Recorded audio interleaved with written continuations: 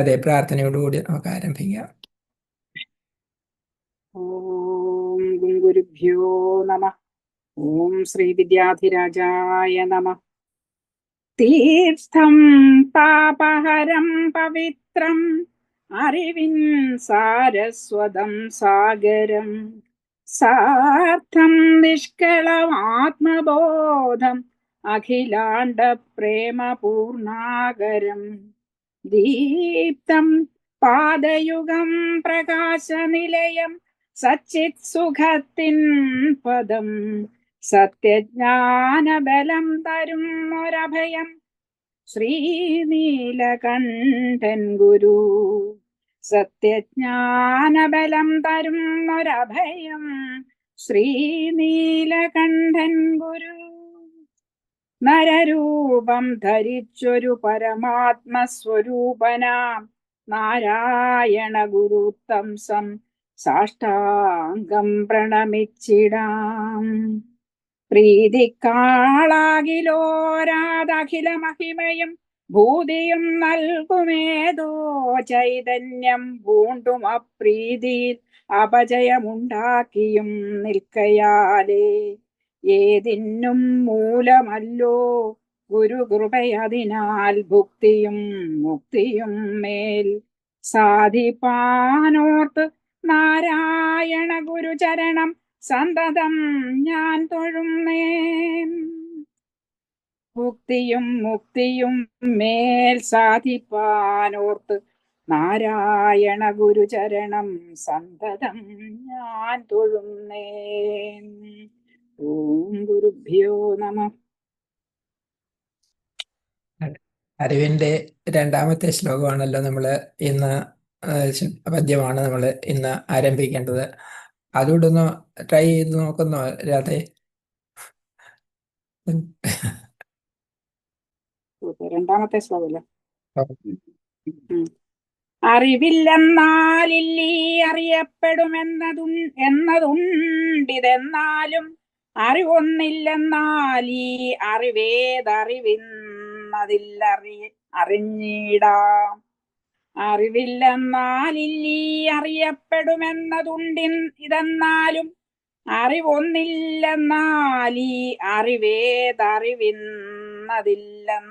അറിഞ്ഞിടാം. അത്രേ പറ്റുള്ളൂ ചേട്ടാ. ശരിയായ രീതിയിൽ അത് അന്വയിച്ച് മനസ്സിലാക്കിയിരുന്നാലേ അതിൻ്റെ അർത്ഥം കിട്ടുകയുള്ളൂ. നമുക്ക് അതിനായിട്ട് ഡോക്ടർ സുരേഷ് കുമാർ നമ്മുടെ കൂടെ ഉണ്ട്. അദ്ദേഹം നമുക്കത് മനസ്സിലാക്കി തരും. അഗജാനന പത്മാർക്കം ഗജാനനമഹർനിശം അനേകദം തം ഭക്താനാം ഏകദന്തമുപാസ്മഹി.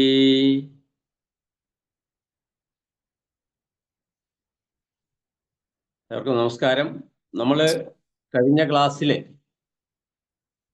പറഞ്ഞത് അറിവിൻ്റെ ആദ്യ ശ്ലോകമാണ്. അപ്പോൾ ആദ്യ ശ്ലോകത്തിൽ ആദ്യത്തെ 2 വരിയിൽ തന്നെ അറിവിൻ്റെ തത്വം എന്താണെന്ന് ഗുരു പ്രസ്താവിക്കുകയുണ്ടായി. അറിയപ്പെടുമിത് വേറല്ല, അറിവായിടും തിരഞ്ഞിടും നേരം. സൂക്ഷ്മം അന്വേഷിക്കുമ്പോൾ നാം ഇതം എന്ന് അറിയപ്പെടുന്നതായ ഈ പ്രപഞ്ചമാകെ അറിവായിത്തീരും. അല്ല, അറിവല്ലാതെ മറ്റൊന്നുമല്ല എന്ന് മനസ്സിലാക്കാം എന്നാണ് പറഞ്ഞത്. അതിന് എൻ്റെ ഹേതു ആയിരിക്കുന്ന കാര്യമാണ് അറിവിതിലൊന്നായതുകൊണ്ട് അറിവല്ലാതെങ്ങുമില്ല വേറൊന്നും. അറിയുന്നവൻ്റെ അറിവും അറിയപ്പെടുന്ന വസ്തുരൂപത്തിലിരിക്കുന്ന അറിവും ഒന്നു തന്നെയായതുകൊണ്ട്, അതായത് ജ്ഞാതാവായിരിക്കുന്ന വ്യക്തിയുടെ അറിയുന്നയാളിൻ്റെ ഉള്ളിലിരിക്കുന്ന അറിവും അറിയപ്പെടുന്നതായ ഘടാതി രൂപത്തിലിരിക്കുന്നതായ അറിവും ഒന്നു തന്നെയായതുകൊണ്ട് ഒരൊറ്റ അറിവല്ലാതെ വേറൊരു സത്യം എങ്ങുമില്ല, എവിടെയും ഇരിക്കുന്നില്ല, ഒരിക്കലും ഉണ്ടാകുന്നില്ല എന്നാണ് പറഞ്ഞതിൻ്റെ സാരം. അപ്പോൾ ഇതെടുത്തപ്പോൾ കുറച്ചുകൂടി ഒരു നിർദ്ധാരണം ആവശ്യമാണെന്ന് ഞാൻ വീഡിയോ ഓഫ് ചെയ്തോട്ടെ സാറേ. ഓ, ചെയ്തോണ്ടേട്ടെ, ചെയ്തു. കുറച്ചുകൂടി ഒരു നിർദ്ധാരണം ആവശ്യമാണെന്ന് ഉള്ള സൂചനകൾ എൻ്റെ സഹപ്രവർത്തകർ തന്നു. അപ്പോൾ ഞാൻ അതിൻ്റെ ഒരു പോയിന്റ്, അതായത് അറിയപ്പെടും ഇത് വേറല്ല, അതുകൂടെ സൂചിപ്പിച്ചിട്ട് അടുത്ത ശ്ലോകത്തിലേക്ക് കടക്കാമെന്നാണ് കരുതുന്നത്. ഈ ഗുരു പറയുന്നു, അറിയപ്പെടും ഇത് വേറല്ല, അറിവായിടും തിരഞ്ഞിടും നേരം. സൂക്ഷ്മമന്വേഷിക്കുമ്പോൾ നാം ഇതമിതമെന്നറിയപ്പെടുന്നതായ പ്രപഞ്ചാത്മകമായിരിക്കുന്ന സകലതും സൂക്ഷ്മാന്വേഷണത്തിൽ അറിവ് തന്നെയായിത്തീരും, അറിവ് മാത്രമായിടും, എന്നിട്ട് അതല്ലാതെ മറ്റൊന്നുമല്ല തന്നെ എന്നതാണ് തീസിസായ അദ്ദേഹം അവതരിപ്പിക്കുന്നത്. അറിവ് മാത്രമാണിതെല്ലാം. അപ്പോൾ ഈ അറിയപ്പെടും ഇത് വേറല്ല എന്നതിന് ഒരു ദൃഷ്ടാന്തം എടുത്തുകൊണ്ട് നാം അതിനെ ഒന്ന് ചെറുതായി വിശദീകരിക്കാൻ ശ്രമിച്ചാൽ നമുക്കറിയാം, ഈ പ്രപഞ്ചത്തിൽ പ്രാപഞ്ചിക അനുഭവമായിരിക്കുന്ന നമ്മളുടെ അനുഭവമായിരിക്കുന്ന ഓരോ വ്യക്തിയുടെയും അനുഭവത്തിങ്കിലിരിക്കുന്ന ഈ പ്രപഞ്ചം, അല്ലെങ്കിൽ ആനുഭവികമായി നാം കാണുന്നതായ ഈ പ്രപഞ്ചം, ആ പ്രപഞ്ചത്തിൽ പല ഡയമെൻഷനിൽ അതിനെ നമുക്ക് നോക്കിക്കാണാം. ഇവിടെ നമ്മൾ കേവലം ഒരു വസ്തുവിനെ മാത്രം എടുത്തുകൊണ്ട് അറിയപ്പെടും ഇത് അറിവാണ് എന്ന് എങ്ങനെ നമുക്ക് പര്യാലോചിക്കാം എന്നതാണ് നോക്കുന്നത്. അതായത് വളരെ പരിചിതമായിരിക്കുന്ന, നാം ഇപ്പോൾ ഒരു റോസാപ്പൂവിനെ കാണുന്നു എന്നിരിക്കട്ടെ. അപ്പോൾ ഒരു റോസാപ്പൂ നമ്മുടെ മുന്നിലിരിക്കുന്നു. അപ്പോൾ റോസാപ്പൂ ആണെന്ന് ഞാൻ അതിനെ അറിയുന്നു, കണ്ടത് റോസാപ്പൂ ആണെന്ന് ഞാൻ അറിയുന്നു. അപ്പോൾ ആ റോസാപ്പൂ ആണെന്ന് പറയുമ്പോൾ അതിനെ റോസാപ്പൂ എന്ന് തിരിച്ചറിയത്തക്കവണ്ണം എന്തൊക്കെയാണ് നമുക്ക് ഇന്ദ്രിയഗോചരമായി തീർന്നിട്ടുള്ളത്. അപ്പോ റോസാപ്പൂ എന്ന ഞാൻ ഒരു വസ്തുവിനെ കണ്ടിട്ട് പ്രസ്താവിക്കുമ്പോൾ നമ്മൾ സൂക്ഷ്മമാലോചിച്ചാൽ എൻ്റെ മുന്നിലിരിക്കുന്നതായ വസ്തു റോസാപ്പൂ ആണെന്ന് ഞാൻ എങ്ങനെ മനസ്സിലാക്കുന്നു? അല്ലെങ്കിൽ റോസാപ്പൂ ആണെന്ന് പറയുന്നതിന് പര്യാപ്തമായി ഏതൊക്കെ ഗുണങ്ങളാണ്, ഏതൊക്കെ കാര്യങ്ങളാണ് എൻ്റെ അറിവിലേക്ക് എത്തിയത്, അഥവാ ഞാൻ മനസ്സിലാക്കിയത്, അല്ലെങ്കിൽ എനിക്ക് ഇന്ദ്രിയഗോചരമായി തീർന്നത് എന്ന് പര്യാലോചിക്കുമ്പോൾ നാം ആ റോസാപ്പൂവിൽ കാണുന്നത് മുഖ്യമായും നമ്മുടെ ശ്രദ്ധയിലേക്ക് എത്തുന്നത്, അല്ലെങ്കിൽ ഇന്ദ്രിയം വഴി നമ്മുടെ ബോധത്തിലേക്ക് എത്തുന്നത്, ഒന്ന് അതിൻ്റെ നിറം, മറ്റൊന്ന് അതിൻ്റെ സുഗന്ധം, മറ്റൊന്ന് അതിൻ്റെ ആകൃതി, അങ്ങനെ പലതും എത്തുന്നു എന്നിരിക്കട്ടെ. അടിസ്ഥാനപരമായി നാം അതിൻ്റെ നിറത്തെയും അതിൻ്റെ മണത്തെയും അതിൻ്റെ ആകൃതിയെയും മനസ്സിലാക്കുന്നു. അപ്പോ ഇവയൊക്കെ നമ്മുടെ ശ്രദ്ധയിൽപ്പെട്ടു. ശരി, അപ്പോ ഞാൻ എങ്ങനെ മനസ്സിലാക്കുന്നു എന്നാൽ, ഞാൻ കണ്ടതായ ആ നിറം, അതിൻ്റെ എന്താണ് നമ്മളെ ആനന്ദ തുന്തിരമാക്കുന്ന, അതതിൻ്റെ അടുത്ത റിസൾട്ടായിട്ട് വരുന്നത്. ഞാൻ കണ്ടതായ ആ നിറം, ചുവപ്പ് നിറം, ചുവന്ന റോസാപ്പൂ ആണെന്നിരിക്കട്ടെ, ആ ചുവപ്പ് നിറവും അതിൻ്റെ ആകൃതിയും അതിൻ്റെ ഗന്ധവും സൂക്ഷ്മമാലോചിച്ചാൽ നാം കണ്ടത് അതായത് ഈ നിറം, ആകൃതി, മണം, ഇതിനെ കണ്ടിട്ടാണ് നാം ഇത് റോസാപ്പൂവാണെന്ന് പറയുന്നത്. പക്ഷേ ഇതൊന്നും റോസാപ്പൂവല്ല, ഇതൊക്കെ റോസാപ്പൂവിൻ്റേതാണ്. ഞാൻ എൻ്റെ പേനയെന്ന് പറയുമ്പോൾ ഞാൻ വേറെ, പേന വേറെ. ഞാൻ എൻ്റെ മൊബൈൽ എന്ന് പറയുമ്പോൾ ഞാൻ വേറെ, പേന വേറെ, മൊബൈൽ വേറെ. അതുപോലെ നമ്മൾ ഈ കണ്ടതായിരിക്കുന്ന അനുഭവിച്ചതായ സുഗന്ധവും, നമ്മുടെ ഘ്രാണേന്ദ്രിയത്തിലൂടെ അനുഭവിച്ചതായ സുഗന്ധവും, കണ്ടതായ നിറവും, കണ്ടതായ ആകൃതിയും ഒക്കെ തന്നെ റോസാപ്പൂവിൻ്റേതാണ്, റോസാപ്പൂവല്ല. അപ്പോ അതായത് റോസാപ്പൂവിൻ്റെ ഓരോ ഗുണങ്ങളാണ് നാം ഈ കണ്ടത്. പൂവിൽ ഉള്ളതായി നാം നേരിട്ട് കണ്ടതെല്ലാം അതിൻ്റെ ഗുണങ്ങൾ മാത്രമാണ്. അപ്പോ ആ ഗുണങ്ങൾക്കെല്ലാം ഗുണിയായിരിക്കുന്നതാണ് റോസാപ്പൂ. ഗുണങ്ങൾക്കെല്ലാം ഗുണിയായിരിക്കുന്നതാണ്, ആകരമായിരിക്കുന്നതാണ്, ആധാരമായിരിക്കുന്നതാണ് ആ റോസാപ്പൂ. അതായത് മറ്റൊരു തരത്തിൽ പറഞ്ഞാൽ ഇവയൊക്കെ റോസാപ്പൂവിൻ്റെ ധർമ്മങ്ങളാണ്. ധർമ്മിയായിരിക്കുന്ന റോസാപ്പൂവിനെ ധർമ്മിയായിരിക്കുന്ന റോസാപ്പൂവിൻ്റെ ധർമ്മങ്ങളാണ് അഥവാ ഗുണങ്ങളാണ് ഈ കണ്ടതായ നിറവും മണവും ആകൃതിയും ഒക്കെ തന്നെ.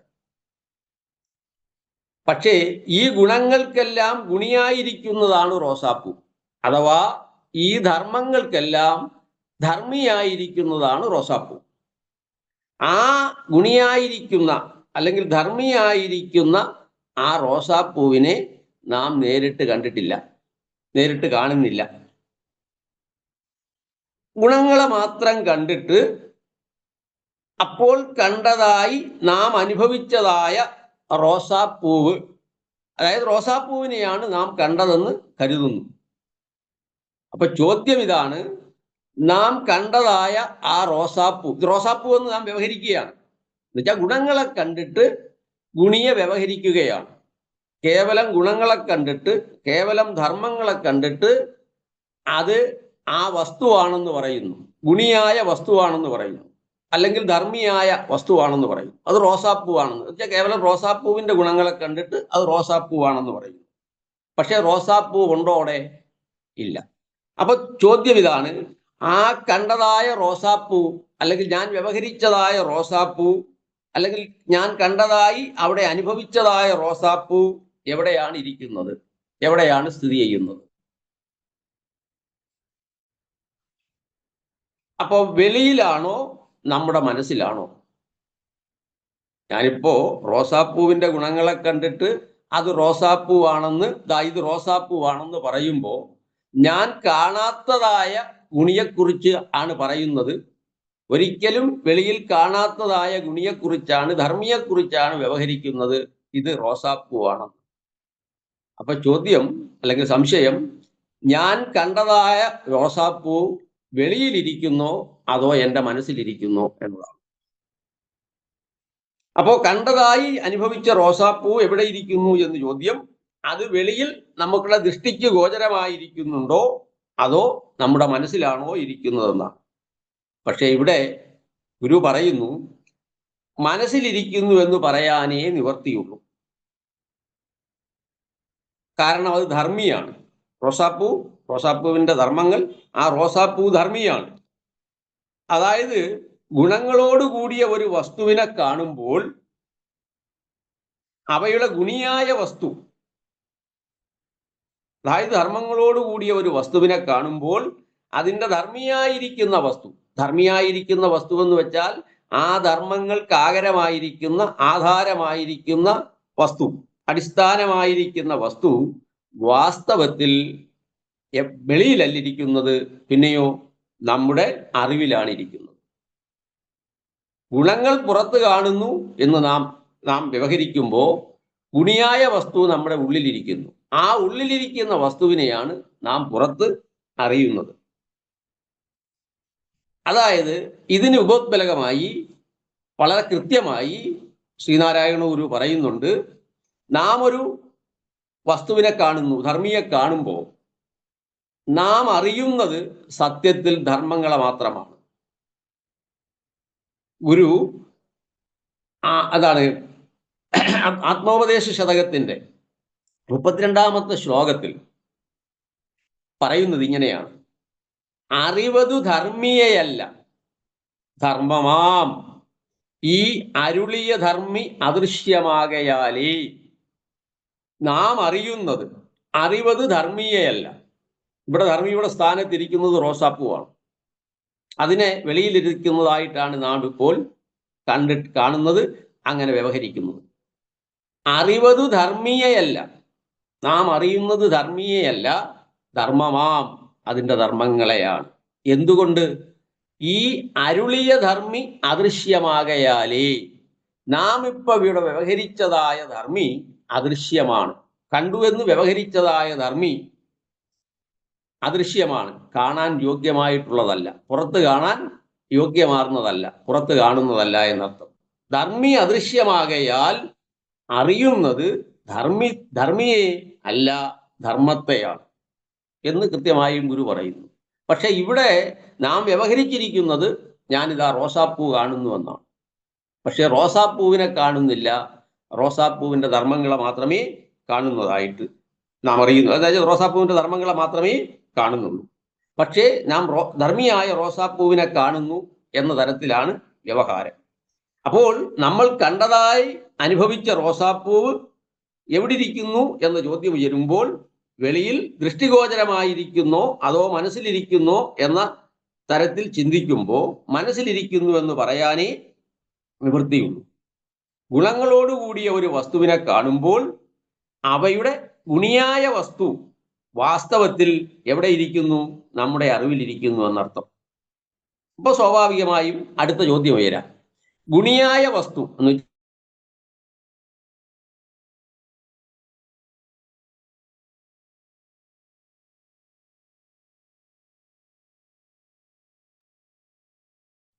പറ്റി കേൾക്കുന്നില്ല. അല്ല, അവിടുത്തെ പ്രോബ്ലം വല്ലതും ആയിരിക്കാം. മഴയൊക്കെ ഇരിക്കേണ്ടത് ഗുണിയിലാണ്.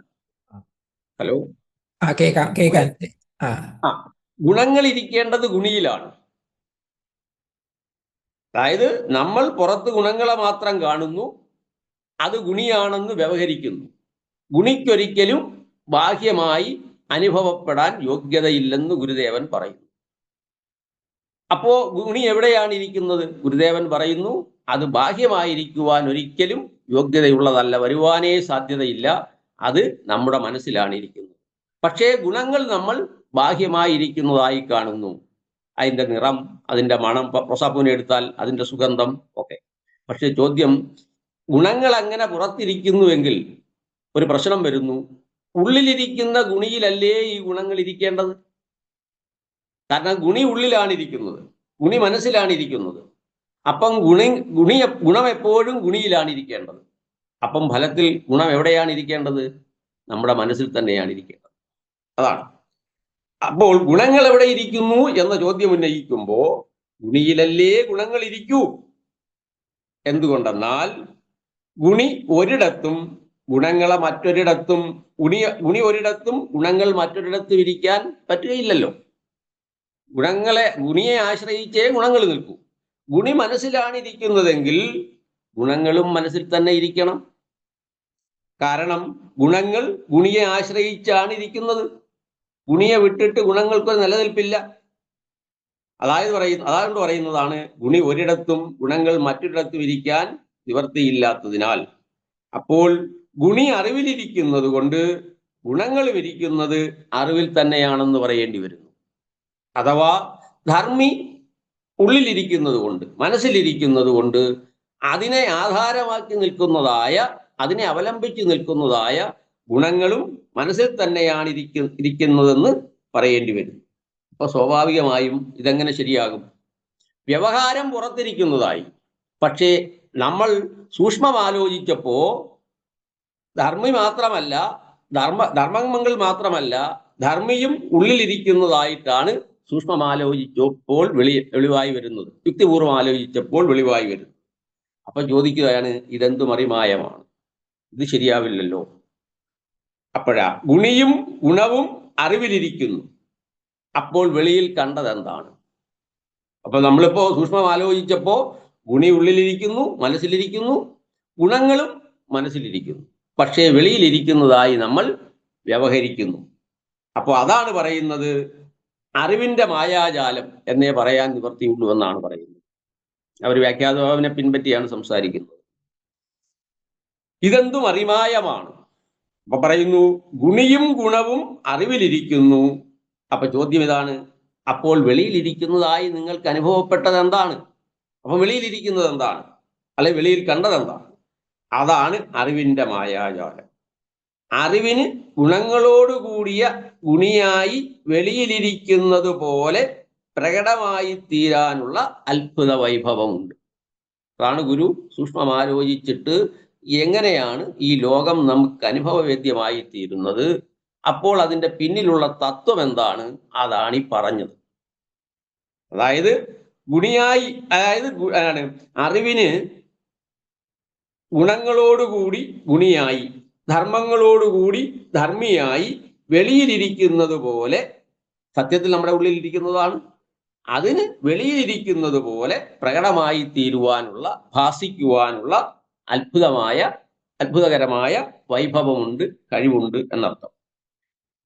ഇനി ഈ വസ്തു ഉള്ളിലിരിക്കുന്നതായ ഗുണിയും ഗുണവും, അഥവാ നമ്മുടെ അറിവിലിരിക്കുന്നതായ ഗുണവും ഗുണിയും വാസ്തവത്തിൽ എന്നുവെച്ചാൽ നമ്മുടെ അനുഭവത്തിൽ വെളിയിലിരിക്കുന്നതായി തോന്നുന്നു എന്ന് പറയുന്നു. ഇനി ഈ വെളിയെന്ന് പറയുന്നത് എന്താണ്? ഞാനെന്ന വ്യക്തിയെ, എൻ്റെ ശരീരത്തിൻ്റെ പരിമിതിയെയും വെച്ചുകൊണ്ടാണ്, ഈ കങ്കാളത്തെ വെച്ചുകൊണ്ടാണ് നാം പറയുന്നത് ഇത് വെളിയിലിരിക്കുന്നു, എന്നുവെച്ചാൽ എന്നിൽ നിന്ന് ഭിന്നമായിരിക്കുന്നു എന്ന്. ഈ വെളിയെന്ന് പറയുന്നത് എന്താണ്? അതിനെക്കുറിച്ച് ആലോചിക്കുകയാണ്. വാസ്തവത്തിൽ ആ വസ്തു ഇരിക്കുന്ന വെളിയും ഉള്ളത് എവിടെ തന്നെയാണ്? നമ്മുടെ അറിവിൽ തന്നെയാണ്.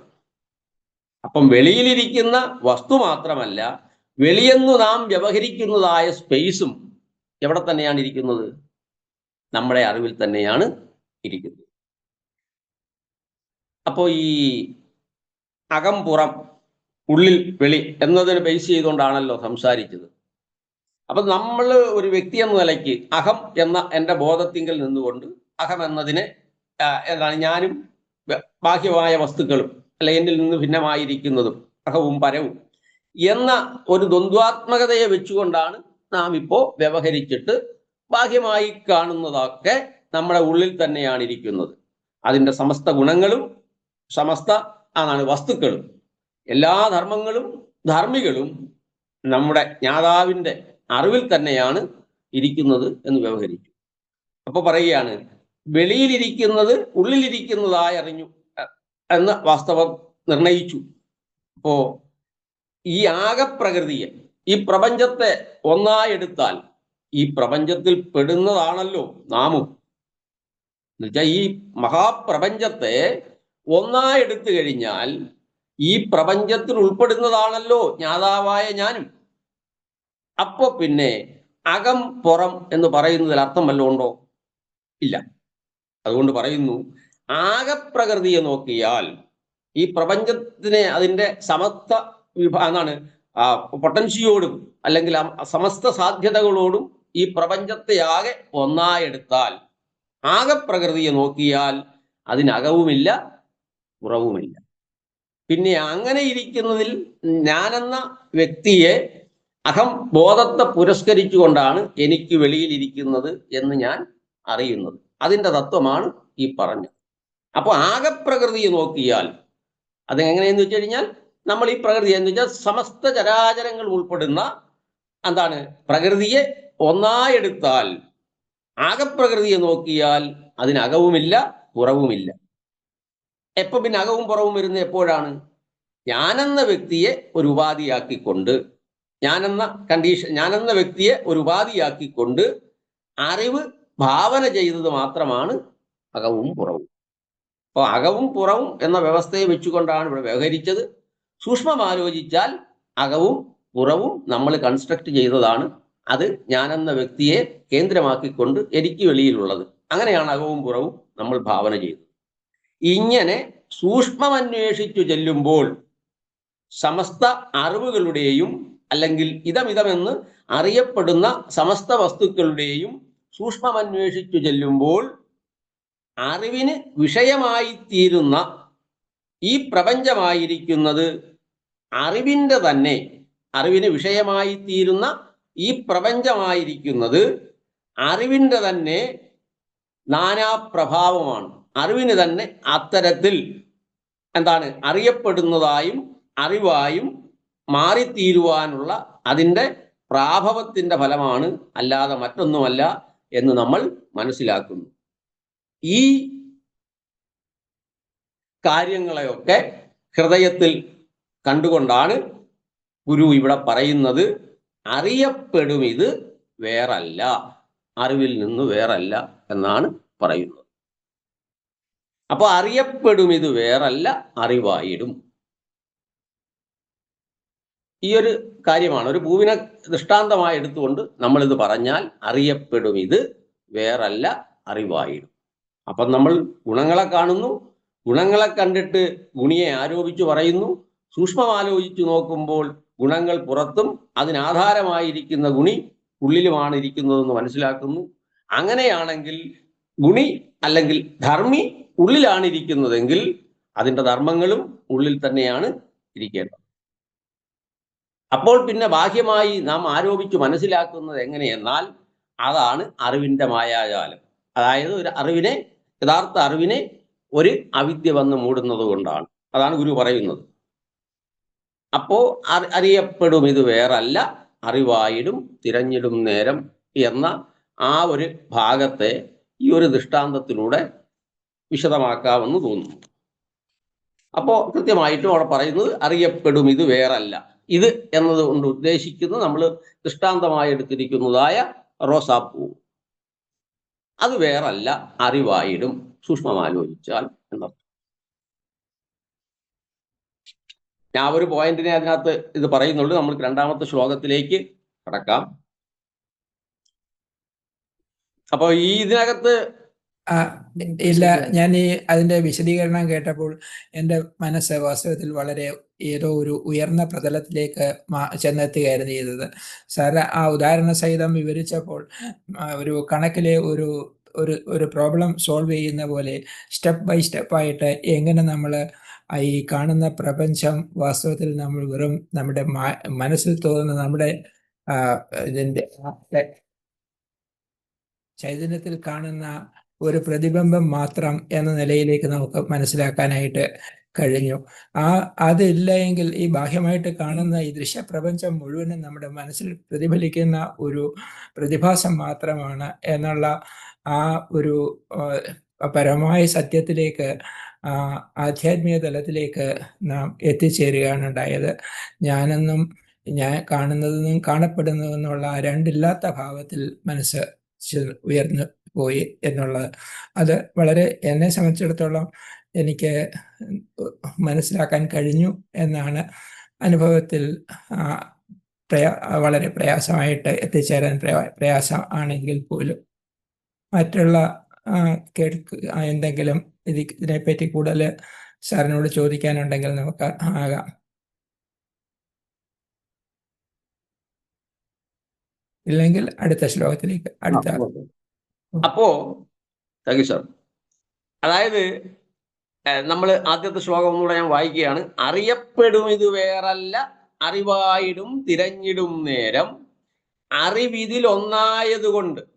അറിവിതിൽ ഇപ്പം ബാലകൃഷ്ണൻ സാർ പറയുന്നതല്ല, പിന്നെ നാരായണ പ്രസാദ് സ്വാമിജി പറയുന്നത്. ഇതിനകത്ത് എന്താ പ്രശ്നം എന്ന് വെച്ച് കഴിഞ്ഞാൽ 4 വ്യാഖ്യാതാക്കൾ 4 തരത്തിലാണ് പറയുന്നത്. അതുകൊണ്ട് ഇതിനെ 4ൻ്റെയും ആശയത്തെ സംഗ്രഹിച്ചിട്ട് ഒരു അഭിപ്രായമായി പറയാൻ ബുദ്ധിമുട്ടുണ്ട്. അതൊരു പഠിക്കാൻ തുടങ്ങിയപ്പോൾ, അല്ലെങ്കിൽ അതിനെക്കുറിച്ച് മനസ്സിലാക്കാൻ തുടങ്ങിയപ്പോൾ അനുഭവപ്പെട്ട ബുദ്ധിമുട്ടാണ് പറയുന്നത്. അതുകൊണ്ട് ഏതെങ്കിലും ഒരു വ്യാഖ്യാനത്തെ പിൻപറ്റി പോകുക എന്നതാണ് ഞാൻ എന്നുവെച്ചാൽ അങ്ങനെ ആ രീതിയിലാണ് ഡെവലപ്പ് ചെയ്തേക്കുന്നത്. അതുകൊണ്ട് മാത്രം സ്വതന്ത്രമായി പറയാൻ ഉള്ള കുറച്ച് പ്രയാസമുണ്ട്. അപ്പോ ഇദ്ദേഹം പറയുന്നത് അറിയപ്പെടും ഇത് വേറല്ല, അറിവായിടും തിരഞ്ഞിടും നേരം. അറിവിതിൽ ഒന്നായത് കൊണ്ട്, അറിവിതിൽ ഒന്നായത് കൊണ്ട് ഒരൊറ്റ അറിവ് തന്നെ ഇതിലെല്ലാം പിന്തുടരുന്നത് എന്നുള്ളതുകൊണ്ട് എന്ന രീതിയിലാണ് ബാലകൃഷ്ണൻ സാർ പറയുന്നത്. പക്ഷേ സ്വാമിജി പറയുന്നത്, നാരായണ പ്രസാദ് പറയുന്നത്, അറിയുന്നവന്റെ അറിവും അറിയപ്പെടുന്ന വസ്തുരൂപത്തിലിരിക്കുന്ന അറിവും, അറിയുന്ന ജ്ഞാതാവിൻ്റെ ഉള്ളിലിരിക്കുന്ന അറിവും അറിയപ്പെടുന്ന ഘടപടാതി രൂപത്തിൽ നാം അറിയപ്പെടുന്ന, അല്ലെങ്കിൽ ഇവിടെ പറഞ്ഞ റോസാപ്പൂ എന്നതുപോലെ ഇതന്താസ്പദമായിരിക്കുന്ന ഇത് എന്ന എന്താണ് ഇതന്തയ്ക്ക് ഇതമെന്ന അറിവിന് ആസ്പദമായിരിക്കുന്നതായ മറ്റു സമസ്ത അറിവുകളും ഒരൊറ്റ അറിവായതുകൊണ്ട്, ഒന്ന് തന്നെ ആയതുകൊണ്ട് അറിവല്ലാതെ മറ്റൊന്നും ഇല്ല എന്ന് പറഞ്ഞു വെച്ചു.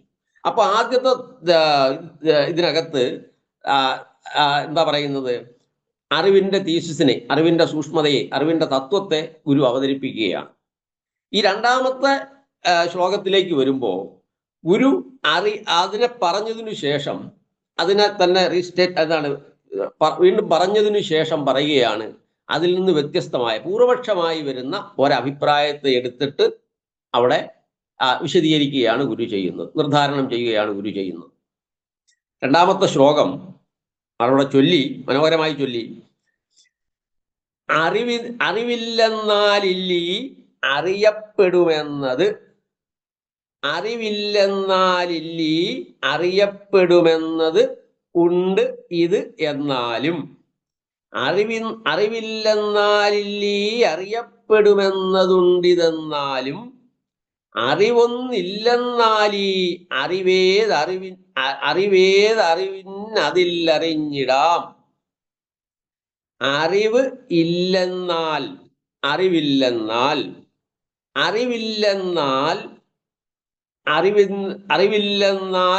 ഇല്ല ഈ, അറിവില്ലെന്നാൽ ഇല്ല ഈ അറിയപ്പെടുമെന്നത്, അറിവില്ലെന്നാലില്ലീ അറിയപ്പെടുമെന്നത്, അറിവ് ഇല്ലെന്നാൽ, അറിവില്ലെന്നാൽ ഇല്ല ഈ അറിയപ്പെടുമെന്നത്, അറിവില്ലെന്നാൽ ഈ അറിയപ്പെടുമെന്നത് ഇല്ല, അറിവില്ലെന്നാൽ ഈ അറിയപ്പെടുമെന്നത് ഇല്ല.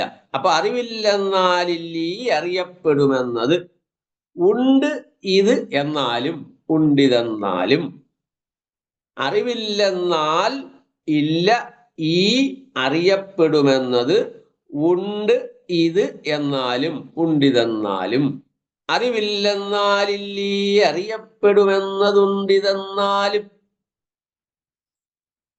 അറിവൊന്ന് ഇല്ലെന്നാൽ, മൂന്നാമത്തെ വരി പറയുമ്പോ അറിവൊന്നില്ലെന്നാൽ, അറിവൊന്നില്ലെന്നാൽ ഈ അറിവ് ഏതറിവിന്, അറിവൊന്നില്ലെന്നാൽ ഈ അറിവ് ഏതറിവിന്, അത് ഇല്ല അറിഞ്ഞിടാം. അറിവൊന്നില്ലെന്നാൽ ഈ അറിവ് ഏതറിവിന്, അതില്ല അറിഞ്ഞിടാം, അതില്ലറിഞ്ഞിടാം. അറിവൊന്നില്ലെന്നാൽ ഈ അറിവേതറിവിന്നതില്ലറിഞ്ഞിടാം. അറിവൊന്നില്ലെന്നാൽ ഈ അറിവ് ഏതറിവിന്, അത് ഇല്ല അറിഞ്ഞിടാം, അതില്ലറിഞ്ഞിടാം. അറിവില്ലെന്നാലില്ലീ അറിയപ്പെടുമെന്നതുണ്ടിതെന്നാലും, അറിവൊന്നില്ലെന്നാൽ ഈ അറിവേതറിവിന്നതില്ലറിഞ്ഞിടാം. ഈ അറിവ് ഏതറിവിന്, അത് ഇല്ല അതില്ല അറിഞ്ഞിടാം, അതില്ലറിഞ്ഞിടാം. അറിവില്ലെന്നാലില്ലീ അറിയപ്പെടുമെന്നതുണ്ടിതെന്നാലും, അറിവൊന്നില്ലെന്നാൽ ഈ അറിവേതറിവിന്നതില്ലറിഞ്ഞിടാം. അതായത് അറിവില്ലെന്നാൽ, തൊട്ടു മുമ്പ് പറഞ്ഞത് സകലതും അറിവ് തന്നെയാണ്, ഇതന്താസ്പദമായിരിക്കുന്ന സകലതും സൂക്ഷ്മമാലോചിക്കുമ്പോ അറിവ് തന്നെയാണ് എന്നാണ് പറഞ്ഞത്. അറിവില്ലെന്നാൽ ശരി, അപ്പൊ അടുത്ത സ്റ്റെപ്പിലേക്ക് ഒരു സ്റ്റെപ്പ് മുന്നോട്ട് ഗുരു പറയുന്നു. ആദ്യമേ പറഞ്ഞു അറിയപ്പെടുന്നതെല്ലാം അറിവാണ് എന്ന് പറഞ്ഞു. ഇനി അറിവില്ലെന്നാൽ, അറിവ് ഇല്ലെന്നു വരികിൽ ഈ അറിയപ്പെടുമെന്നത് ഇല്ല, അറിയപ്പെടുന്നതും ഇല്ല. അപ്പൊ അറിവില്ലെന്നു വരികിൽ അറിയപ്പെടുന്നതുമില്ല. നേരത്തെ ഗുരു പറഞ്ഞത് അറിയപ്പെടുന്നതെല്ലാം സൂക്ഷ്മമാലോചിക്കുമ്പോൾ അറിവാണെന്നാണ് പറഞ്ഞത്. ശരി, അറിവില്ലെന്നിരിക്കട്ടെ, അറിവില്ല, ഒന്നൊന്നില്ല. അറിവില്ലെന്നാൽ, അറിവ് ഇല്ലെന്നു വരികിൽ ഈ അറിയപ്പെടുന്നതും ഇല്ല. അപ്പോ അതിൻ്റെ പ്രതിപക്ഷം പറയുകയാണ്, അതിൻ്റെ പൂർവപക്ഷം പറയുകയാണ്. എന്താണ്? അതുണ്ട്, അല്ലെങ്കിൽ ഉണ്ട് ഇത് എന്നാലും, എന്നുവെച്ചാൽ ഇത് ഉണ്ട് എന്നാലും, ഉണ്ട് ഇത് എന്നാലും, അറിവില്ലെന്നാലില്ലീ അറിയപ്പെടുമെന്നത്, ഉണ്ട് ഇത് എന്നാലും എന്ന് വെച്ചാൽ അറിവില്ലാതെ തന്നെ അറിയപ്പെടുന്നത് സ്വന്തം നിലയിൽ, ആരെ അവലംബിക്കാതെ? അറിവിനെ അവലംബിക്കാതെ. അറിവില്ലാതെ തന്നെ അറിയപ്പെടുമെന്നത് സ്വന്തം നിലയിൽ ഉള്ളതാണെന്ന് സങ്കല്പിച്ചാലും. അതായത് നേരത്തെ പറഞ്ഞത് അറിയപ്പെടുന്നത് മുഴുവൻ സൂക്ഷ്മമാലോചിക്കുമ്പോൾ അറിവാണ്. അതായത് ഇതം ഇതം എന്ന് നിങ്ങൾ പറയുന്നതൊക്കെ തന്നെ സ്വയം ഉണ്മയില്ലാത്തതാണ്. അതിൻ്റെ ഉണ്മ എന്ന് പറയുന്നത് സ്വപ്രകാശാത്മകമായിരിക്കുന്ന സ്വയം ഉണ്മയുള്ളതായ അറിവിലാണ് നിൽക്കുന്നത്. അത് സൂക്ഷ്മമാലോചിക്കുമ്പം അറിവാണെന്നാണ് പറഞ്ഞത്. അപ്പോ ഗുരു പറയുന്നു, ശരി, അറിവില്ലെന്ന് വരട്ടെ. അറിവില്ല എന്ന് വന്നാൽ ഈ അറിയപ്പെടുമെന്നതും ഇല്ല. അപ്പോൾ അതിൻ്റെ പൂർവപക്ഷമായി ഉന്നയിക്കുകയാണ്, അങ്ങനല്ല, അറിവില്ലാതെ തന്നെ അറിയപ്പെടുന്നതായ ഈ പ്രപഞ്ചം മുഴുവൻ അത് സ്വന്തം നിലയിലുള്ളതാണ്. അറിവിനെ അവലംബിച്ചല്ല നിൽക്കുന്നത്, അറിവിലല്ല നിൽക്കുന്നത്, അറിയപ്പെടുന്നുണ്ടോ എന്നറിഞ്ഞല്ല നിൽക്കുന്നത്. ഞാനത് വിശദമായിട്ട് പിന്നെ പറയാം. ഞാൻ അപ്പോൾ അതിലേക്ക് അത് മാത്രം പറഞ്ഞു പോകും. അപ്പം സ്വന്തം നിലയിലുള്ളതാണെന്ന് സങ്കല്പിച്ചാലും അറിവൊന്നില്ലെന്നാൽ, അറിഞ്ഞുകൊണ്ടിരിക്കുന്ന അറിവ് എന്നൊന്നില്ലെങ്കിൽ, നമ്മളിതിനെ അറിഞ്ഞുകൊണ്ടിരിക്കുമ്പോഴാണല്ലോ നാം അറിയുന്നത്. അപ്പോ അറിവൊന്നില്ലെന്നാൽ, അറിഞ്ഞുകൊണ്ടിരിക്കുന്ന അറിവ് എന്നൊന്ന് ഇല്ലെങ്കിൽ, സ്വന്തം നിലയിൽ നിൽക്കുന്നല്ലേ പറഞ്ഞത്. ഈ സ്വന്തം നിലയിൽ നിൽക്കുന്നതെന്നവിടെ അറിവാണല്ലോ. അപ്പൊ ഈ അറിവേതറിവിന്, അതായത് സ്വന്തം നിലയിൽ തന്നെ അതുണ്ടെന്നുള്ള അറിവ്, അതൊരറിവില്ലാതെ പറയാൻ പറ്റില്ല. ഈ അറിവേതറിവിന് എന്ന് വെച്ചാൽ ആ വസ്തു സ്വയം ഉണ്ടെന്നുള്ള അറിവ് ഏതറിവിനാണ് സംഭവിക്കുന്നത്? അപ്പൊ അറിവ് വേണ്ടേ? ഈ അറിവ് ഏതറിവിന്, അത് സ്വയം ഉണ്ടെന്നുള്ള അറിവ് ഏതറിവിനാണ് സംഭവിക്കുന്നത്? അറിവില്ല എങ്കിൽ അതില്ല. അറിവില്ലെങ്കിൽ അങ്ങനെയൊന്നും സംഭവിക്കുകയില്ല എന്ന് തീർച്ചയാണ്. അതില്ല, അറിഞ്ഞിടാം. അറിവില്ലെങ്കിൽ അങ്ങനെ ഒന്നും സംഭവിക്കുകയില്ല. കാരണം സ്വയം നിൽക്കുന്നു എന്നൊന്ന് അറിയണ്ടേ? അവിടെ പ്രശ്നം. സ്വയം നിൽക്കുന്നു എന്ന് അറിയണ്ടേ? സ്വയം നിൽക്കുന്നു, ശരി, സ്വയം നിൽക്കുന്നു, വസ്തു നിൽക്കുന്നു, അത് അടുത്ത പറയും. അപ്പൊ സ്വയം നിൽക്കുന്നു, സ്വയം അവലംബിക്കുന്നു, സ്വയം സ്വതന്ത്രമായ സത്ത ഉണ്ട് എന്ന് വസ്തുവിന് സ്വതന്ത്രമായ സത്ത, ഇതന്താസ്പദമായിരിക്കുന്നതിനെല്ലാം സ്വതന്ത്രമായ സത്തയുണ്ട്, ഉണ്മയുണ്ട് എന്ന് നിങ്ങൾ പറയുമ്പോൾ അറിയണ്ടേ? അതേതറിവിലാണ്? അപ്പൊ അറിവ് വേണമല്ലോ. അതാണ് പറയുന്നതിൻ്റെ. അതായത് അറിവില്ലെന്ന് വന്നാൽ അറിയപ്പെടുന്നതും ഇല്ല തന്നെ. അറിവില്ലെന്നാലില്ലീ അറിയപ്പെടുമെന്നത്. അറിവ് ഇല്ലെന്ന് വന്നാൽ അറിയപ്പെടുന്നതും ഇല്ല തന്നെ. അറിവില്ലാതെ തന്നെ, അടുത്ത അതിന് കൗണ്ടറായ അഭിപ്രായം പറയുകയാണ്, ഉന്നയിക്കുകയാണ്. അറിവില്ലാതെ തന്നെ അത് ഉണ്ട് ഇതെന്നാലും, അതായത് അറിവില്ലാതെ തന്നെ അറിയപ്പെടുന്നതിന് സ്വന്തമായ ഉണ്മ ഉണ്ടെന്നിരിക്കട്ടെ, അല്ലെങ്കിൽ അങ്ങനെ പറയുന്നുവെങ്കിൽ അത്തരത്തിൽ അതുള്ളതാണെന്നത് ഒരറിവാണല്ലോ. അപ്പം അറിവ് ഇല്ലെന്ന് വന്നാൽ അറിയപ്പെടുന്നതും ഇല്ല തന്നെ. അത് നേരത്തെ പറഞ്ഞതിൻ്റെ എക്സ്റ്റൻഷനായിട്ടാണ് പറയുന്നത്. അതായത് അറിയപ്പെടുമെന്നത് അറിവാണെന്ന് പറഞ്ഞു, സൂക്ഷ്മമായി അറിവാണെന്ന് പറഞ്ഞു. അപ്പൊ അറിവില്ലെങ്കിലോ? അതാ പറയുന്നത്. അറിവില്ലെന്ന് വന്നാൽ അറിയപ്പെടുന്നതും ഇല്ല തന്നെ. അറിവില്ലാതെ തന്നെ അറിയപ്പെടുന്നതിന് സ്വന്തമായ ഉണ്മ ഉണ്ടെന്നിരിക്കട്ടെ, അത് ഉണ്ട് ഉണ്ടിതെന്നാലും, അതായത് സ്വയം എന്താണ്, ഈ പ്രാപഞ്ചിക വസ്തുക്കൾ മുഴുവൻ അറിവിനെ അവലംബിക്കാതെ സ്വയം ഉണ്മയിൽ, സ്വന്തം ഉണ്മയിൽ നിലനിൽക്കുന്നു എന്നിരിക്കട്ടെ. അങ്ങനെ നിലനിൽക്കുന്നുവെങ്കിൽ അതറിയണ്ടേ? അത്തരത്തിൽ അതുള്ളതാണെന്നത് ഒരറിവാണല്ലോ.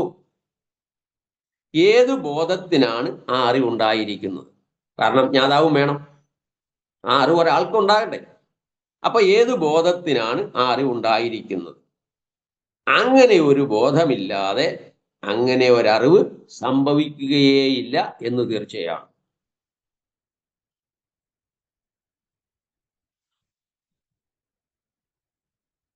അറിവില്ലെന്നാലില്ലീ അറിയപ്പെടുമെന്നതുണ്ടിതെന്നാലും, അറിവൊന്നില്ലെന്നാൽ ഈ അറിവേതറിവിന്നതില്ലറിഞ്ഞിടാം. അതിന്റെ സാരമായി വരുന്ന കാര്യം ഒന്നുകൂടെ പറയാം, എന്നിട്ട് നമ്മൾ അതിന്റെ സൂക്ഷ്മത്തിലേക്ക് കിടക്കാം. അറിവില്ലെന്നു വന്നാൽ അറിയപ്പെടുന്നതുമില്ല തന്നെ.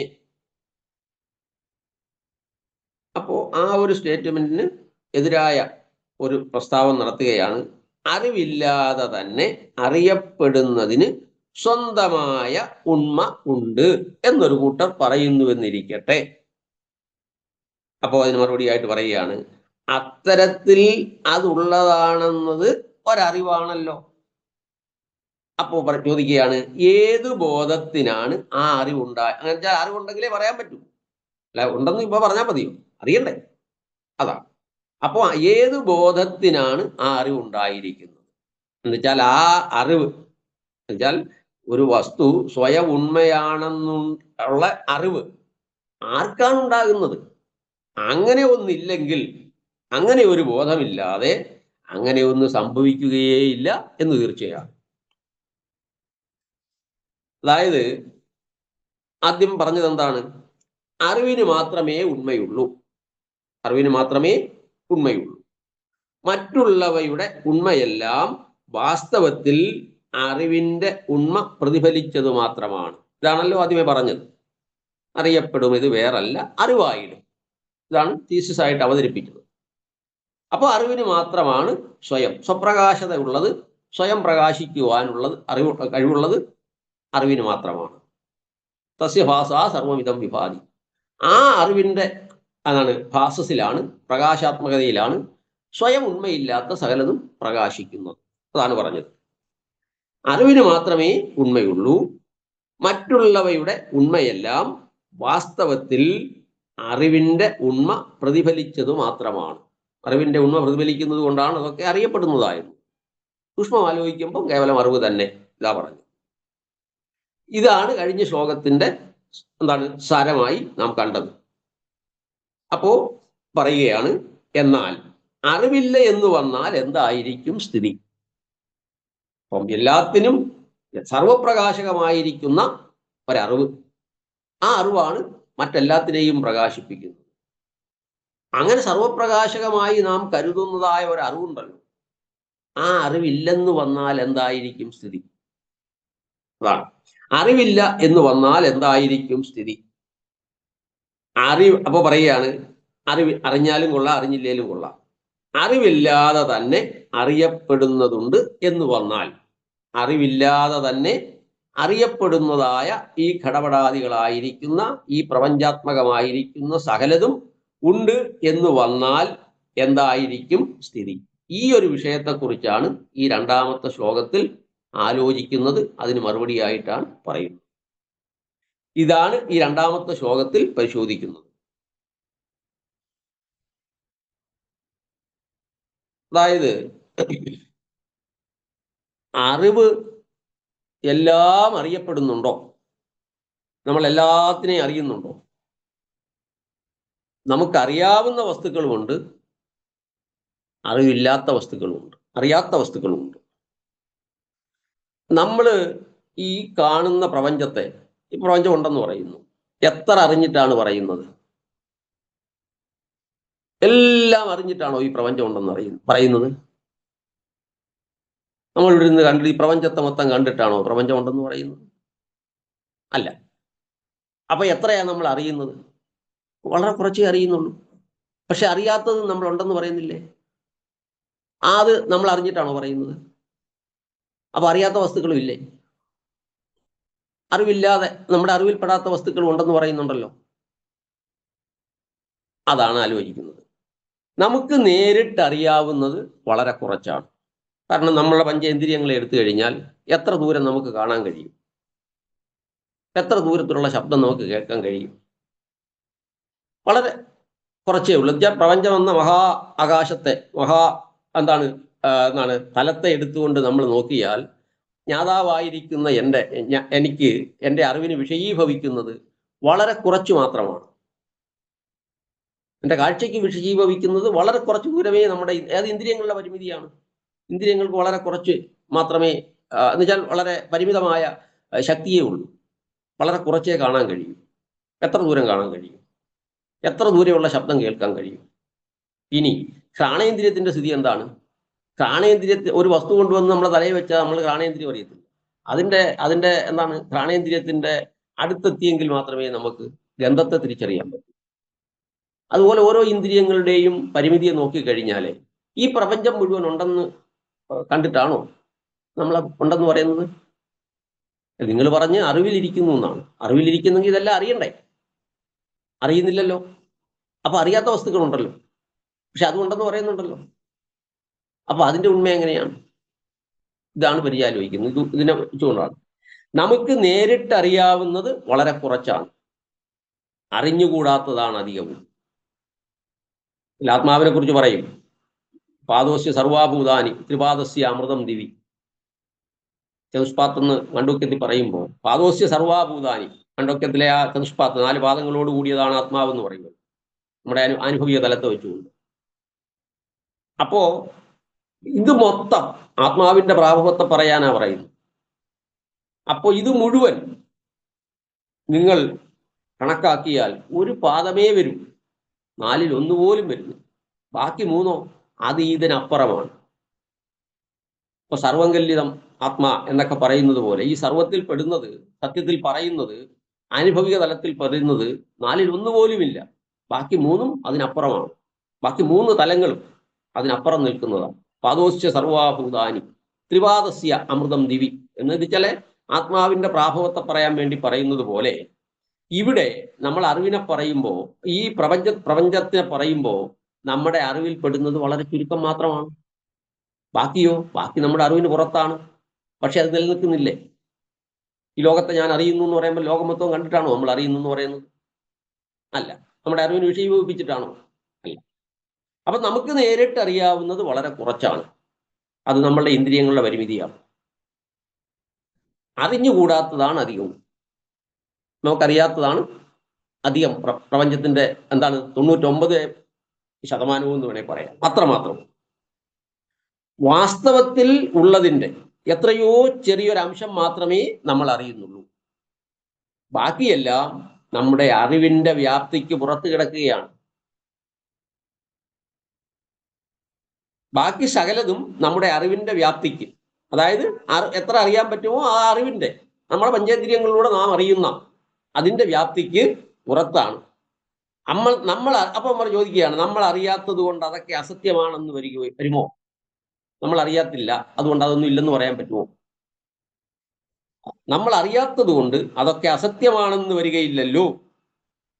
അപ്പൊ എന്താണ്?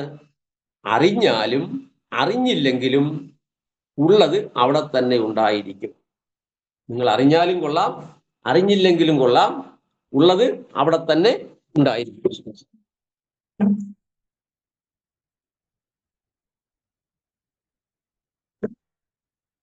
അപ്പോ ഈ പ്രപഞ്ചം ഇതെന്താ?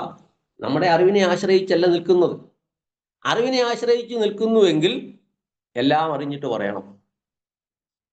അറിയാത്തതിനെക്കുറിച്ച് അറിവിനെ ആശ്രയിച്ച് നിൽക്കുന്നു, അല്ല അറിവാണ് എന്ന് പറയാൻ പറ്റുമോ? ഇതാണ് അവിടെ പൂർവപക്ഷം പറയുന്നത്. അതായത് കണ്ടും കേട്ടും മണത്തും തൊട്ടും രസിച്ചും പഞ്ചേന്ദ്രിയങ്ങൾ, നമ്മുടെ കണ്ണുകൊണ്ട് കാണുന്നു, കാതുകൊണ്ട് കേൾക്കുന്നു, ഘ്രാണേന്ദ്രിയം കൊണ്ട് മണക്കുന്നു, സ്പർശനേന്ദ്രിയം കൊണ്ട് തൊടുന്നു, രസനയും കൊണ്ട് രസിക്കുന്നു. ഇങ്ങനെ പഞ്ചേന്ദ്രിയങ്ങളിലൂടെ നാം അറിയുന്ന, കണ്ടും കേട്ടും മണത്തും തൊട്ടും രസിച്ചും, അതുപോലെ നമ്മളുടെ മനസ്സുകൊണ്ട് സങ്കല്പിക്കുന്നു, ബുദ്ധി കൊണ്ട് ചിന്തിക്കുന്നു. സങ്കല്പിച്ചും ചിന്തിച്ചും രണ്ടുമുണ്ട്, അന്തരിന്ദ്രിയവും ജ്ഞാനേന്ദ്രിയങ്ങളിലെ. അപ്പോ പഞ്ചജ്ഞാനേന്ദ്രിയങ്ങളെ കൊണ്ടും മനസ്സുകൊണ്ടും ബുദ്ധി കൊണ്ടും നിങ്ങൾ നിർണയിക്കുന്നതായ അറിയാവുന്നതൊക്കെ ഉണ്ടെന്നുള്ളതിൽ നമുക്ക് സംശയമില്ല. കാരണം ഇതെല്ലാം ഇന്ദ്രിയഗ്രാഹ്യമായതുകൊണ്ട് നമുക്ക് പറയാം. മനസ്സുകൊണ്ട് ഭാവന ചെയ്ത് പറയാം, ബുദ്ധി കൊണ്ട് നിർണയിച്ചു പറയാം. അതൊക്കെ ശരി. അതെല്ലാം ഉണ്ടെന്നുള്ളത് നമ്മുടെ അനുഭവമാണ്. ശരി. അനുഭവങ്ങളെല്ലാം അറിവാണ്. അനുഭവം അറിവാണ്. അനുഭവവും അറിവും തമ്മിലുള്ള ഒരു ചെറിയ വ്യത്യാസം എന്ന് പറയുന്നത്, ഈ അറിവ് വ്യക്തമായിക്കൊള്ളണമെന്നില്ല. ആകണമെങ്കിൽ അത് വ്യക്തമാണ്, വ്യക്തീഭവിക്കും.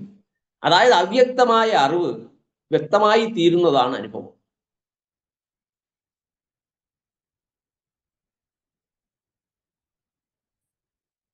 അനുഭവങ്ങളെല്ലാം അറിവാണ്. കാരണം അവ്യക്തമായ അറിവിൻ്റെ വ്യക്തീഭവിക്കലാണ് അനുഭവം എന്നുള്ളത് കൊണ്ട് എല്ലാ അനുഭവങ്ങളും അറിവാണ്. എന്നുവെച്ചാൽ ഈ പ്രപഞ്ചാനുഭവം മുഴുവൻ നമുക്ക് അറിവാണ്. അപ്പോൾ അറിവിലാണ് അതെല്ലാം ഉള്ളത്. അറിവിൻ്റെ രൂപഭേദങ്ങൾ എന്ന നിലയിലാണ് അതെല്ലാം ഉള്ളത്. എന്നുവെച്ചാൽ നമ്മൾ തെറ്റു മുമ്പ് പറഞ്ഞതിൻ്റെ എന്താണ് മറുപടി എന്ന നിലയ്ക്ക് അതിനെ വിശദീകരിക്കാൻ ശ്രമിക്കുകയാണ്. അതായത് നമ്മൾ പഞ്ചേന്ദ്രിയങ്ങളിലൂടെ അറിഞ്ഞതും മനസ്സുകൊണ്ട് സങ്കല്പിച്ചതും ചിന്തിച്ചും അറിയാവുന്നതൊക്കെ ഉണ്ട് എന്ന കാര്യത്തിൽ നമുക്ക് സംശയമില്ല. അതെല്ലാം ഉണ്ടെന്നുള്ളത് നമ്മുടെ അനുഭവമാണ്. ആ അനുഭവങ്ങളെല്ലാം അറിവാണ്. കാരണം എന്താന്ന് വെച്ചാൽ അറിവ് ഒരു പക്ഷേ അവ്യക്തമായിരിക്കുന്ന അറിവ് വ്യക്തമായി ഭവിക്കുന്നതാണ്. ജ്ഞാതാവിന് ഭവിക്കുമ്പോഴാണ് അത് അയാളുടെ അനുഭവമായി തീരുന്നത്. ചുരുക്കത്തിൽ അറിവിലാണ് അതെല്ലാം ഉള്ളത്. അറിവിൻ്റെ രൂപഭേദങ്ങൾ എന്ന നിലയിലാണ് അതെല്ലാം നിലകൊള്ളുന്നത്. ശരി, അപ്പോഴാണ് ചോദിക്കുന്നത്, അറിവിൽ ഇതുവരെ പെട്ടിട്ടില്ലാത്തതിൻ്റെ കാര്യം എന്താണ്? എന്തായാലും അങ്ങനെ ഉണ്ടല്ലോ, അതാണ് ആദ്യമേ പറഞ്ഞത്. എല്ലാം അറിഞ്ഞിട്ടല്ലല്ലോ നമ്മളുണ്ടെന്ന് പറയുന്നത്. അപ്പൊ അറിവിൽ പെട്ടിട്ടില്ലാത്ത കാര്യങ്ങളുണ്ടല്ലോ, ഈ പ്രപഞ്ചം ഉണ്ട്. അതല്ലെങ്കിൽ നമ്മൾ എങ്ങനെ എന്തല്ല നമ്മുടെ പഞ്ചേന്ദ്രിയങ്ങളുടെ പരിമിതി നമ്മൾ നേരത്തെ പറഞ്ഞു, താഴോട്ട് പറയും. അപ്പൊ പഞ്ചേന്ദ്രിയ വളരെ പരിമിതമാണ് നമ്മുടെ ഇന്ദ്രിയങ്ങളുടെ പ്രവർത്തന മേഖല. അതുപോലെ ഭാവനയ്ക്ക് ഒരു പരിധിയുണ്ട്. നമ്മൾ ഭാവന ചെയ്യണമെങ്കിൽ അതിന് ഓർമ്മയുടെ പശ്ചാത്തലം വേണം, സംസ്കാരത്തിന്റെ പശ്ചാത്തലം വേണം. ആ സംസ്കാരം ഉണ്ടാവണമെങ്കിൽ അറിവുണ്ടാവണം. അനുഭവം ആദിയിൽ ഇരിക്കുകയല്ലാതെ എന്ന് ഗുരു പറയും. അനുഭവം ആദിയിൽ ഉണ്ടാവണം, അതിനെ തുടർന്ന ബാക്കിയെല്ലാം വരുന്നത്. ഈവൻ ഭാവനയ്ക്ക് പോലും കണ്ടതിനെ കൂട്ടി ചേർത്താണ് നമ്മൾ ഭാവന ചെയ്യുന്നത്. അപ്പോൾ അനുഭവം ആദിയിൽ ഇരിക്കണം. ഭാവന എന്ന് പറയുന്നത് സംസ്കാരവുമായിട്ട് ബന്ധപ്പെട്ടതാണ്. സംസ്കാരം ഉണ്ടാവണമെങ്കിൽ അറിവുണ്ടാവണം, അല്ല പറ്റത്തില്ല.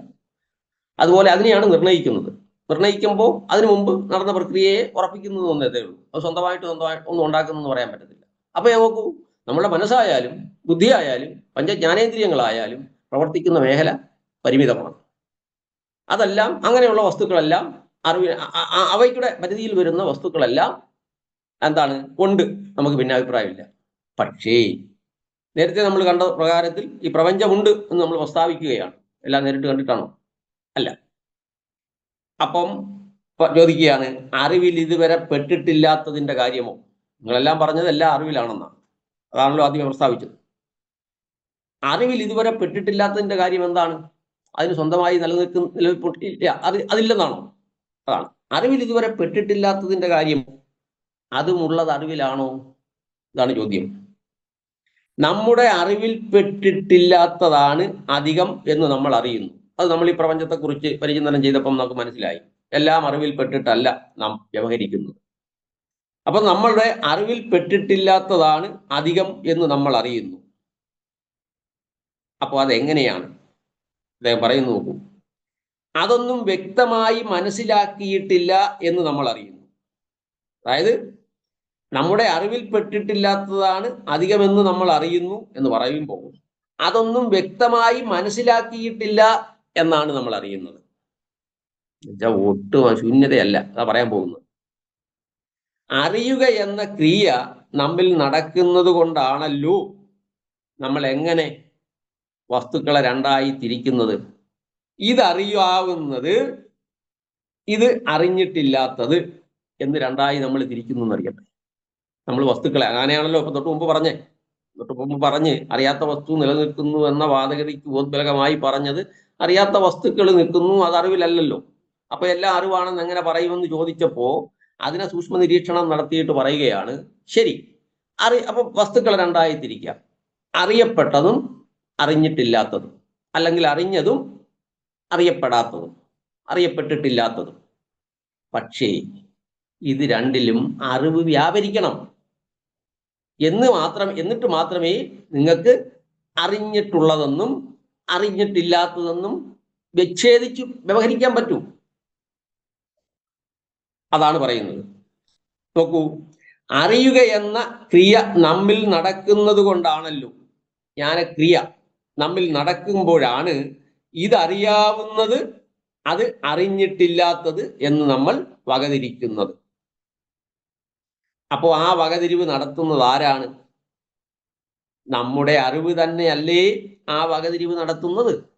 അറിഞ്ഞിട്ടില്ലാത്തതെന്ന് വകതിരിക്കുന്നതും അറിഞ്ഞതെന്ന് വകതിരിക്കുന്നതും നമ്മുടെ അറിവല്ലേ. അപ്പൊ അറിവ് വ്യാപരിക്കണ്ടേ? അറിവ് അറിഞ്ഞിട്ടില്ലാത്തതിലും വ്യാപരിക്കണ്ടേ? ഏതെങ്കിലും തരത്തിൽ ചോദിക്കുന്നത്. അറിയുക എന്ന ക്രിയ നടത്തുന്ന ഒരു ബോധം ഇല്ലെന്നിരിക്കട്ടെ, ആ ഒരു ഓപ്ഷൻ എടുത്തുകൊണ്ടാ പറഞ്ഞത്. അറിയുക എന്ന ക്രിയ നടത്തുന്നതായ ഒരു ബോധം ഇല്ലെന്നിരിക്കട്ടെ, അപ്പൊ ഈ വ്യവഹാരം സാധ്യമല്ല. ഏത് വ്യവഹാരം? ഇതറിയാവുന്നത് അതറിഞ്ഞിട്ടില്ലാത്തത് എന്ന് വ്യവഹരിക്കുക സാധ്യമല്ല, എന്ന വ്യവഹാരം സംഭവിക്കുകയില്ല എന്ന് പറയാൻ കഴിയുകയില്ല.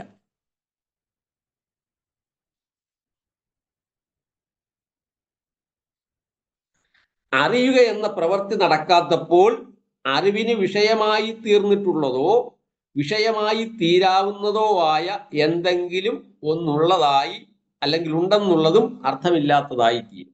നമ്മളൊന്ന് ചില ഇതൊക്കെ ഈ ഒരു വഴിയിലേ ഇത് പറയാൻ പറ്റുന്നുള്ളൂ.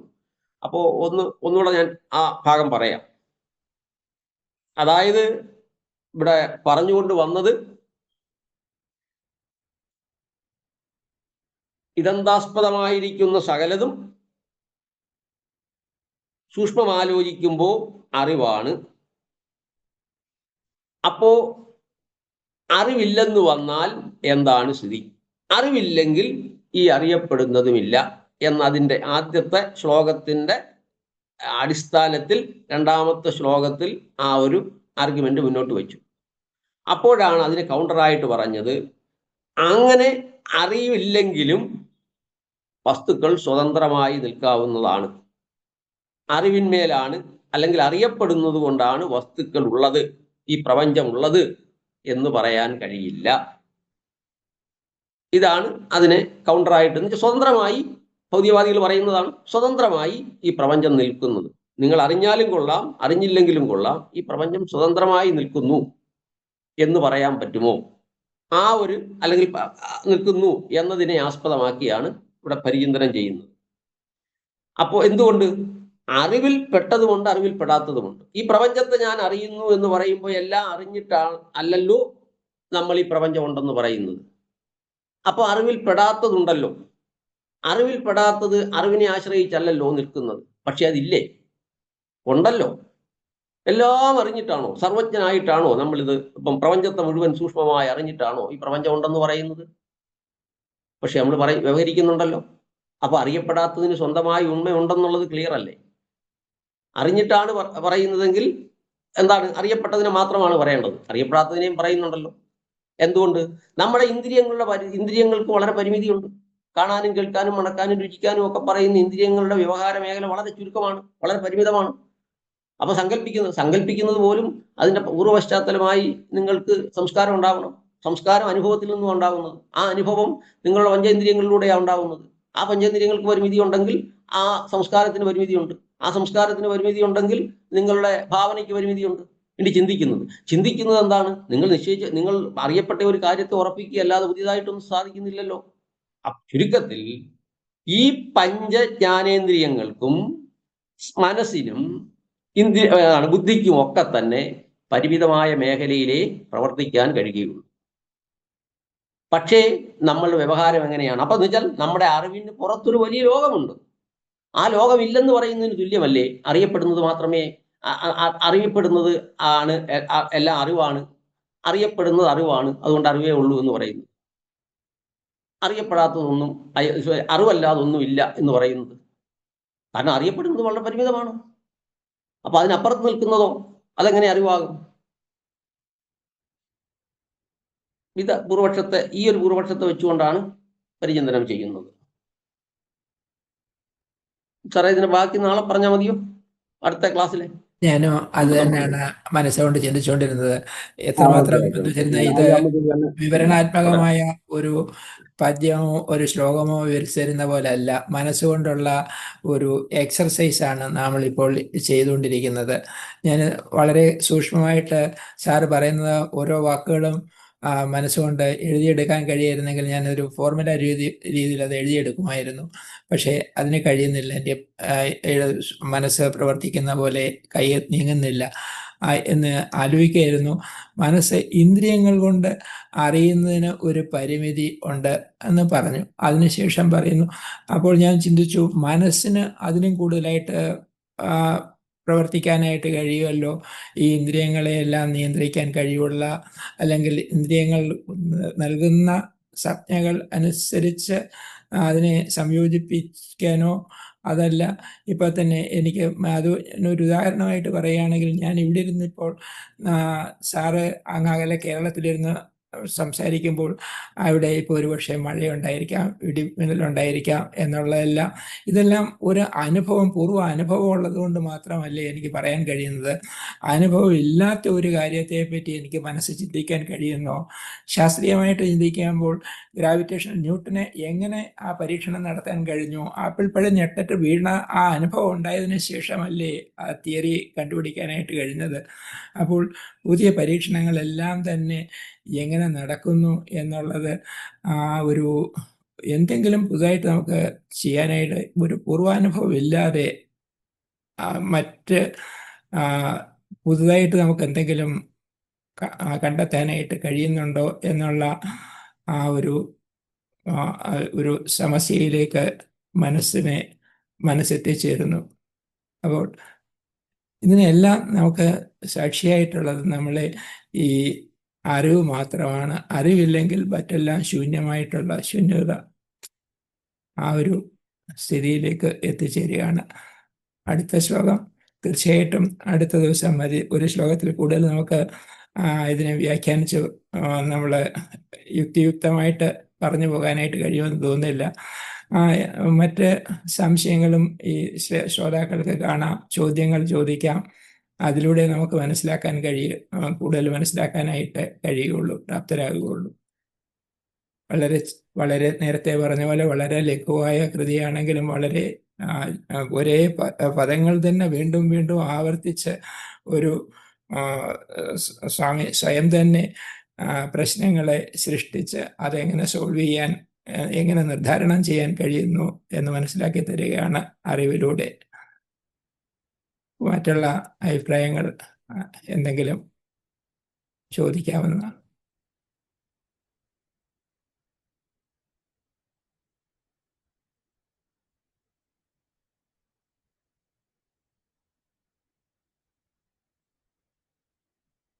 ഇല്ല എന്ന് മനസ്സിലാക്കാം സർ. അപ്പോൾ നമുക്ക് ഇന്നത്തെ ഈ പ്രഭാഷണം ഇവിടെ നമുക്ക് പൂർണ്ണമാക്കാം. അടുത്ത ആഴ്ച മൂന്നാമത്തെ പദ്യം നമുക്ക് അടുത്ത ആഴ്ച അതിനെപ്പറ്റി നമ്മളുടെ സാറിൻ്റെ നമുക്ക് വ്യാഖ്യാനിച്ച് മനസ്സിലാക്കാൻ ഇടയാകട്ടെ എന്നുള്ള ഇത് പ്രാർത്ഥനയോട് നമുക്ക് പ്രാർത്ഥന ചൊല്ലാൻ. ദൈവമേ കാത്തുകൊൾകങ്ങ്, കൈവിടാതിങ്ങു ഞങ്ങളെ.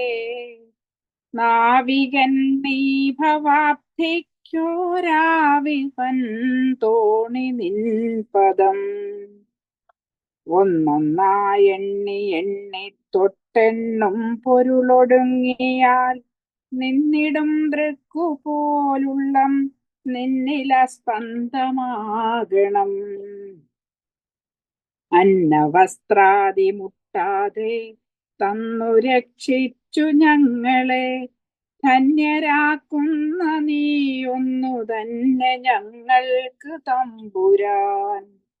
ആഴിയും തിരയും കാറ്റും ആഴവും പോലെ ഞങ്ങളും, മായയും നിൻ മഹിമയും നീയുമെന്നുള്ളിലാകണം. നീയല്ലോ സൃഷ്ടിയും സൃഷ്ടാവായതും സൃഷ്ടിജാലവും, നീയല്ലോ ദൈവമേ സൃഷ്ടിക്കുള്ള സാമഗ്രിയായതും. നീയല്ലോ മായയും മായാവി ഭാവിയും മായാവിനോദനും നീയല്ലോ മായയെ നീക്കി സായുജ്യം നൽകുമാര്യനും. നീ സത്യം ജ്ഞാനമാനന്ദം നീ തന്നെ വർത്തമാനവും ഭൂതവും ഭാവിയും വേറല്ലോതും മൊഴിയുമോർക്കിൽ നീ. അകവും പുറവും തിങ്ങും മഹിമാവാർന്ന നിൻപദം പുകഴ്ത്തുന്നു ഞങ്ങളങ്ങ്. ഭഗവാനെ ജയിക്കുക ജയിക്കുക മഹാദേവ ദീനാവന പരായണ. ജയിക്കുക ചിദാനന്ദ യാസിന്ധോ ജയിക്കുക. ആഴമേറും നിൻ മഹസ്സും ആഴിയിൽ ഞങ്ങളാകവേ ആഴണം വാഴണം നിത്യം വാഴണം വാഴണം സുഖം. ആഴമേറും നിൻ മഹസ്സാമാഴിയിൽ ഞങ്ങളാകവേ ആഴണം വാഴണം നിത്യം വാഴണം വാഴണം സുഖം. ായ നമഃ. ഓം ഗുരുഭ്യോ നമഃ. മനോബുദ്ധ്യഹങ്കാരചിത്താനി നാഹം ന ച ശ്രോത്രജിഹ്വേ ന ച ഘ്രാണനേത്രേ ന ച വ്യോമഭൂമിർന തേജോ ന വായു ചിദാനന്ദരൂപ ശിവോഹം ശിവോഹം. ചിദാനന്ദരൂപ ശിവോഹം ശിവോഹം.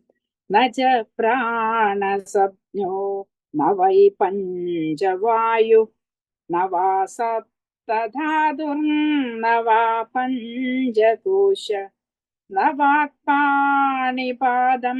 ന ചോപസ്ഥവായു ചിദാനന്ദരൂപ ശിവോഹം ശിവോഹം. ചിദാനന്ദരൂപ ശിവോഹം ശിവോഹം. ന മേ ദ്വേഷരാഗൗ ന മേ ലോഭമോഹൗ മദോ നൈവ മേ നൈവ മാത്സര്യഭാവ. ന ധർമ്മോ ന ചാർത്ഥോ ന കാമോ ന മോക്ഷ ചിദാനന്ദരൂപ ശിവോഹം ശിവോഹം. ചിദാനന്ദരൂപ ശിവോഹം ശിവോഹം. ന പുണ്യം ന പാപം ന സൗഖ്യം ന ദുഃഖം ന മന്ത്രോ ന തീർത്ഥം ന വേദാന യജ്ഞ. അഹം ഭോജനം നൈവ ഭോജ്യം ന ഭോക്ത ചിദാനന്ദരൂപ ശിവോഹം ശിവോഹം. ചിദാനന്ദരൂപ ശിവോഹം ശിവോഹം. ന മൃത്യുർന ശങ്ക ന മേ ജാതിഭേദ പിതാ നൈവ മേ നൈവ മാതാ ച ജന്മ.